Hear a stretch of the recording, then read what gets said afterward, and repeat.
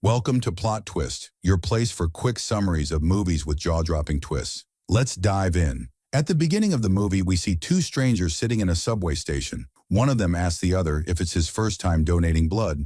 The other replies, yes. The first man then informs him that the organization taking their blood will pay them a lot of money. But before he could finish talking, suddenly a secretary enters and calls for Jared, who appears to be unwell and has a strange scar on his arm. The secretary asks Jared if he recently got any tattoos or has any illnesses, to which he replies, no, nothing like that. She then asks about the scar, and Jared explains that it was from an accident he had as a child. She tells him that his blood tests are unusual and that they will need to conduct additional tests to confirm the results. Jared is taken to a strange room where he discovers it was all a trap. Vampires suddenly appear from all around him, telling him they will drain all his blood. Jared starts crying because they plan to run experiments on him. But suddenly Jared stops crying and starts laughing hysterically, saying, "You think you've trapped me? I'm the one who wanted to trap you." His mouth opens in a bizarre way, and he attacks the secretary, biting her neck. Despite being shot with silver bullets, he remains unaffected. Jared then attacks the shooter,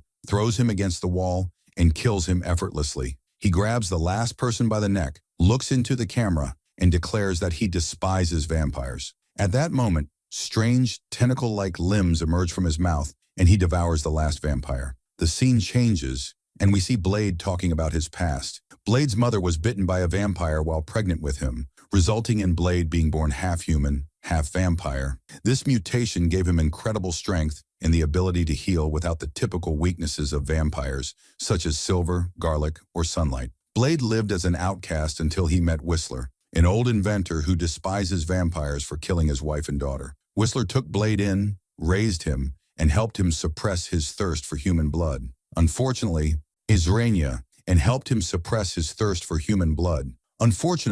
Whistler was attacked and turned into a vampire. Now Blade is searching for him to save him. The story continues at a harbor, where Blade searches for Whistler in one of the tunnels. He storms into a vampire lair, killing everyone he encounters with ease using his silver bullets. He relentlessly chases the leaders of the lair, who try to escape through pipes. They descend an emergency ladder, grab their motorcycles, and flee. But Blade doesn't let them go. He jumps off a building, kills the one lagging behind before he can ride his motorcycle, and pursues the other two. The two vampires find their path blocked, so they decide to turn around and charge at Blade to kill him. However, Blade is prepared. He dodges their attacks skillfully, knocks one off his motorcycle, leaps into the air, and decapitates the other in an instant. He then returns to the fallen vampire and asks him where Whistler is, promising to let him go if he answers. The vampire claims not to know anything, which angers Blade, who presses the vampire's face against the motorcycle tire until he confesses. But instead of letting him go, Blade takes him along. The vampire leads Blade to a location guarded by other vampires. Blade uses the captured vampire's voice to trick the guards into opening the door. As soon as the door opens, Blade kills the guard in a split second. He storms in, killing the first 4 vampires he encounters. He invades the lair with unmatched ferocity, and the guards attempt to ambush him, but Blade eliminates them with his silver bullets. Anyone who attacks him is effortlessly killed using his silver weapons. After killing everyone, Blade keeps his promise and tells the vampire who led him there to leave, though he hints that he will come after him later. Blade then enters a healing room containing a strange capsule filled with blood. Inside the capsule is Whistler. Blade opens the capsule, retrieves Whistler's body, and decides to kill him. He raises his silver weapon, ready to strike, but hesitates at the last moment. Instead, he carries Whistler to his car and takes him home. When Blade arrives, his friend Josh is waiting for him. Josh is an inventor who took over Whistler's role in creating weapons and assisting Blade. Blade asks Josh to prepare the UV weapon he invented to avoid killing Whistler. Whistler is taken out of the car and moved to another room, where he is locked up. Blade gives him a treatment, explaining that sunlight will enter the room in the morning. If Whistler is cured, he will survive. Otherwise, the sunlight will burn him. Blade then sits alone, reflecting on the moment Whistler was turned into a vampire 2 years ago and remembering all the good times they had together. The next morning, Blade visits Whistler and discovers that he has been cured. Whistler shares his ordeal, explaining how he was tortured while in captivity. However, he sarcastically thanks them for fixing his leg. Whistler and Blade then join Josh, but Whistler is unhappy that Josh took his place, leading to an argument between the two. Suddenly, 2 vampires burst into the room, setting off the alarms.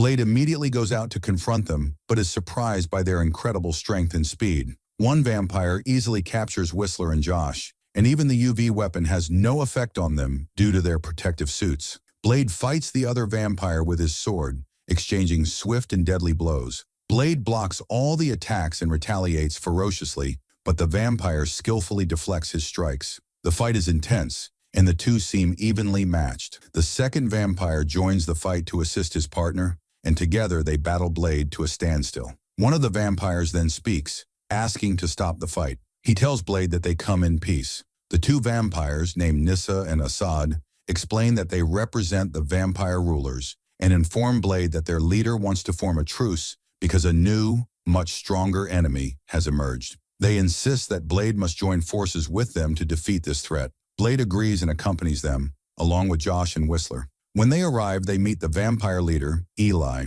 who is revealed to be Nissa's father. Eli and his lawyer explain to Blade that a new breed of vampires called Reapers has emerged. These Reapers are savage and have an insatiable thirst for blood, preferring vampire blood over human blood. They even hunt and feed on other vampires. The problem is that anyone bitten by a Reaper becomes one of them. The lawyer knows that if the situation continues like this, within months their numbers will reach millions. At that point, no one will be able to stop them. I've spent my whole life fighting vampires like you, and I have no problem if the Reapers finish you off, he says. Then he is told that after the Reapers finish off the vampire race, they will turn to humans, and at that point, the Reapers will wipe out humanity. This forces Blade to ally with them. At the same time, Jared and the Reapers lure one of the vampires into the street, and suddenly they attack him and kill him brutally. After this, Nissa goes to Blade and tells him that they have trained a team for 2 years with the goal of killing him. She takes him to introduce him to the team,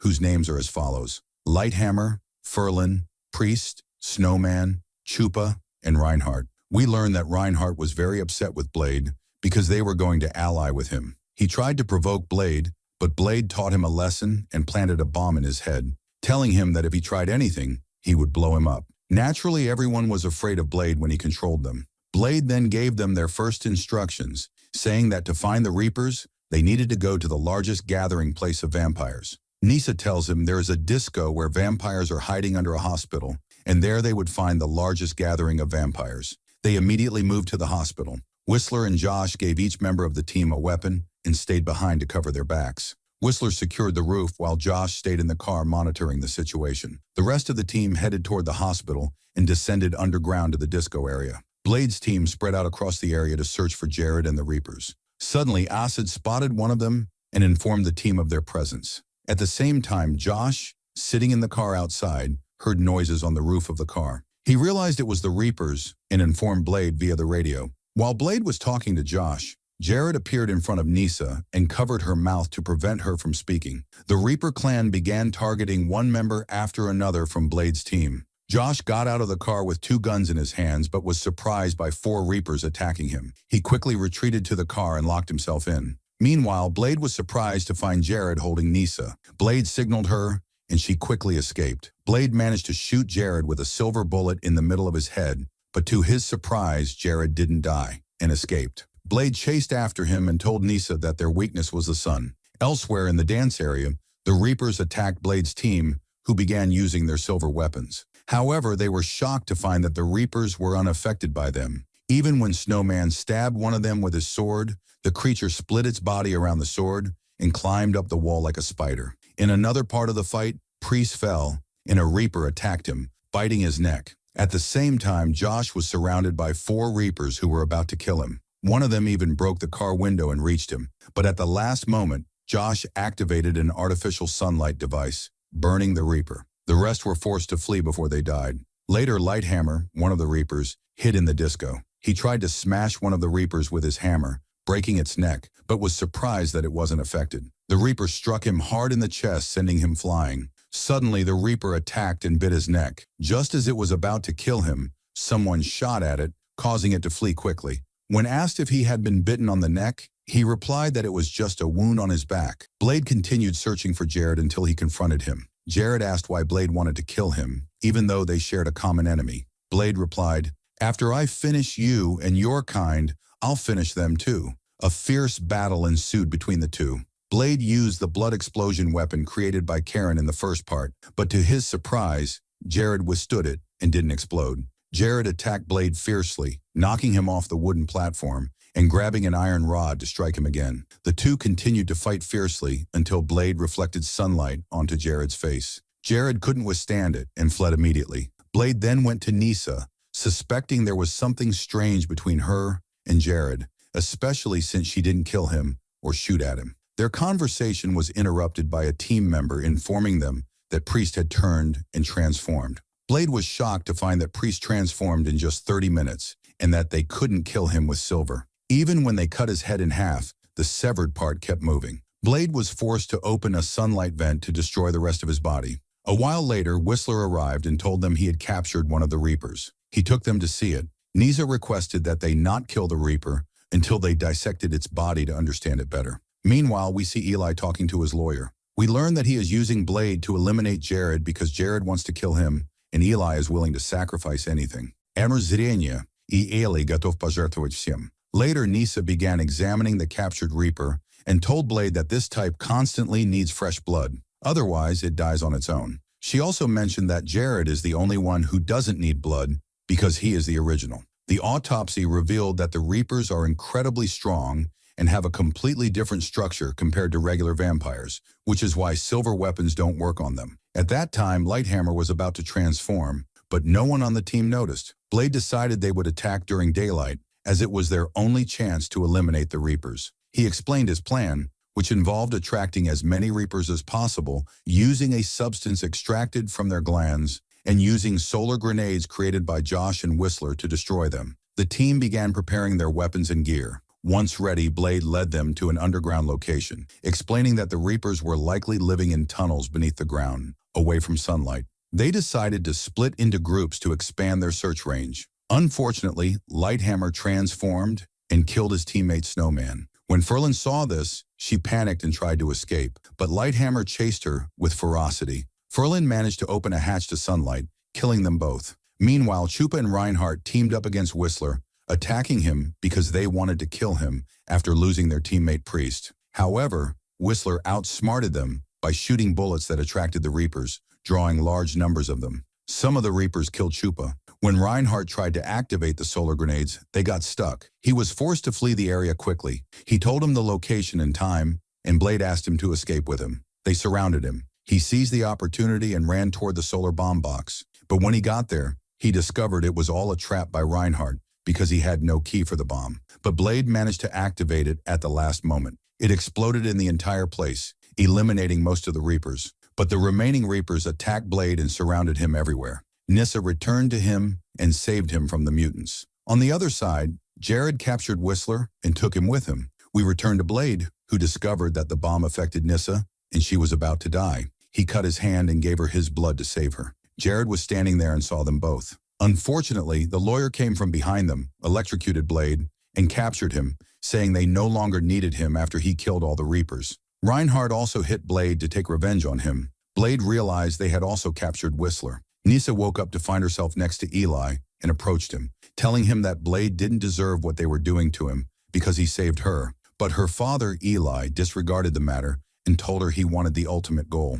Later, Blade woke up and found himself with Whistler and Josh trapped underground. He learned from Whistler that Jared's mutation wasn't a dangerous virus, as Eli had told him. Instead, it was something he designed. Then Eli entered and revealed the whole truth to them. He told Blade that he had been conducting many experiments to create a type of vampire immune to silver, garlic, and sunlight. Jared was the first of them and became immune to silver and garlic, but sunlight still affected them. However, thanks to Blade, Eli said he could create vampires immune to sunlight, all because of Blade's blood. At that moment, Reinhardt exploited Eli's distraction and began attacking Blade. Blade decided to detonate the bomb in his hand, but unfortunately, it didn't work. Reinhardt was surprised when Josh revealed that he had been working for the vampires from the start and was planted as a spy to know their weaknesses and eliminate them. At that moment, Reinhardt removed the bomb and threw it at Josh, but Blade laughed and told him he had suspected him from the beginning, so he modified the bomb. In a split second, the bomb exploded on Josh.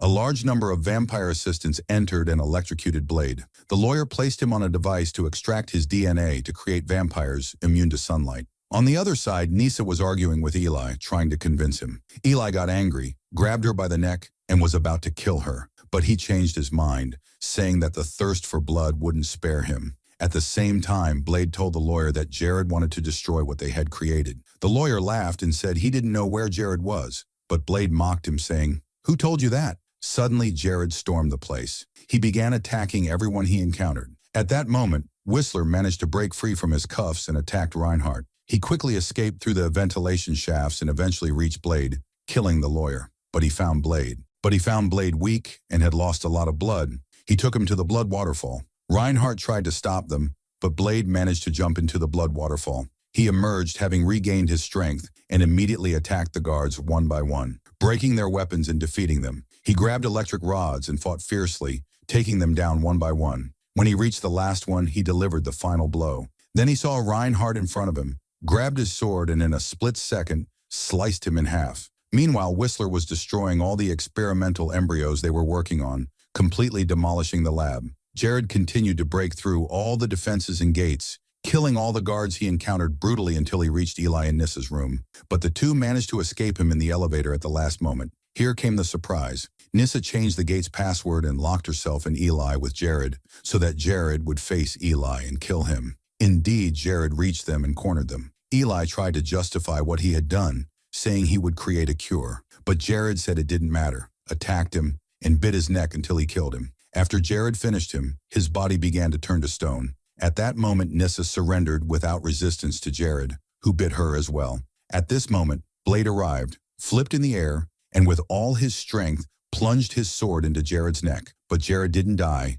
and attacked Blade with all his might. The two engaged in a fierce sword fight. In the end, Jared overpowered Blade, knocked him down, and kept hitting him multiple times, taunting him. Every time Blade tried to get up, Jared would jump in the air and strike him. Then he grabbed Blade, intending to break his back. But in a split second, Blade grabbed Jared's arm and broke it. However, Jared was very strong, hit Blade on the head, and threw him to the ground. At that moment, Blade saw his sword and managed to hide it under his arm. He waited until Jared grabbed him and hit him on the head multiple times. Then Blade plunged the sword with all his strength into Jared's sensitive internal organs. At that moment, Jared was severely injured and knew he was about to die. He decided to push the sword further into his body, ending his life after destroying everything they had created. Afterward, Blade went to Nissa, who had been completely overtaken by the virus. She asked him for one last wish, to see the sunlight before she died. Indeed, Blade carried her to the rooftop with his hands despite loving her.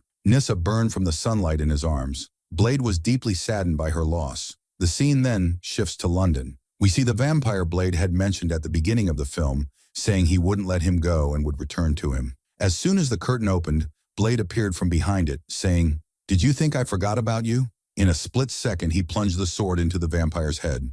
And that's where the movie ends.